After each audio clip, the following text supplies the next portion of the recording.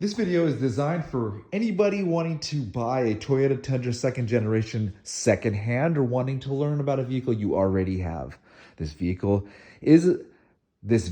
is about the Toyota Tundra second generation. Here we have the latest of the first refresh, and here we have the latest of the second refresh. What are things that we have noticed between the evolution of the car? What are some things that we've noticed stay the same?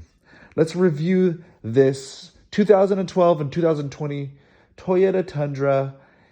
And this truck right here is one of the reasons why I bought this truck. The last truck I had was a Silverado 5.3, and how does that compare to this? Because it was the direct competitor. But were there reasons why? There are things about that truck that are better than this truck, or is that truck just all around better than that? Stay tuned. We'll get to that portion. Also, let's go over some buttons on this. Some of the same buttons. Oh yeah, let's go over some of the difference in buttons of the interior too, and try to go over the buttons of both of them just in case you would like to learn that.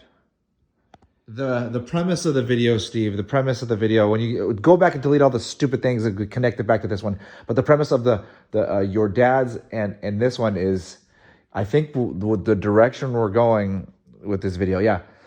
This video is designed for anybody who has this vehicle, is thinking about getting this vehicle. And for the cherry on top at the end of the video, one of the things I'm going to be doing, probably if I get enough interest with this series, is to see how good this truck ever could have been. Maybe I'm going to see what's the best fuel mileage this truck could ever get, to see if there's any aftermarket products that helps that out, because I know it gets horrible fuel mileage. But other than that, I don't want to say this thing's the perfect truck, but you know what? You'll just have to wait to see. You'll just have to wait to see if it can get that title, the coveted best truck ever title. Well, actually, a good idea would be to post this on Truck Data, but make it private for the video you want to make. Ooh, that's even making projects on YouTube. Yes, great idea. All right, so take all these videos. And one of the things, okay, so we're going to go down the list of things that we need to say. One of the list of things we need to say is how the old one has a 6-speed manual transmission, and it probably had the same transmission, however many years ago. Now, that means it puts it on par with the transmissions of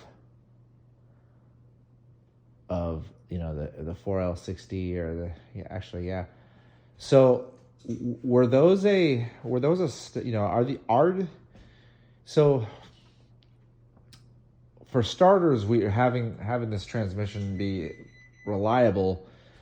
The reliability factor of this transmission, that's actually, that having a 6-speed transmission and it being this transmission right here. The reason I actually got rid of my last car was the transmission. I am not messing with the transmission, especially when I get an $8,000 fix. An $8,000 fix. I cannot justify that for a car I already own. So,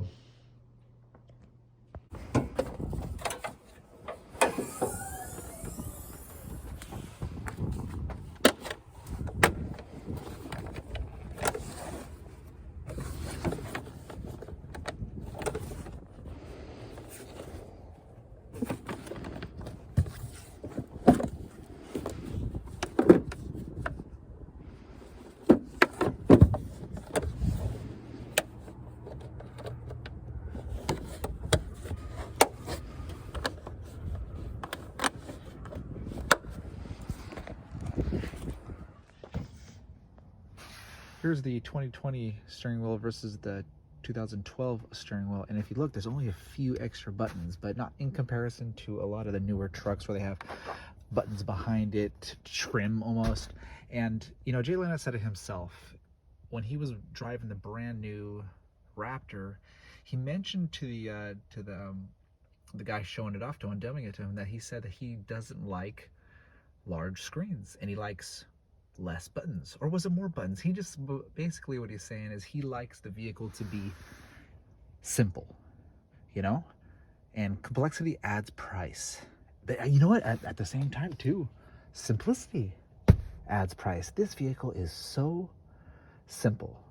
Now I know it's going to depreciate over the next 10 years quite a bit. But I don't know. I don't know if other vehicles, newer vehicles with newer tech will depreciate faster than this simple thing, because it's, I mean, if I keep it the way it is, there's nothing else it needs.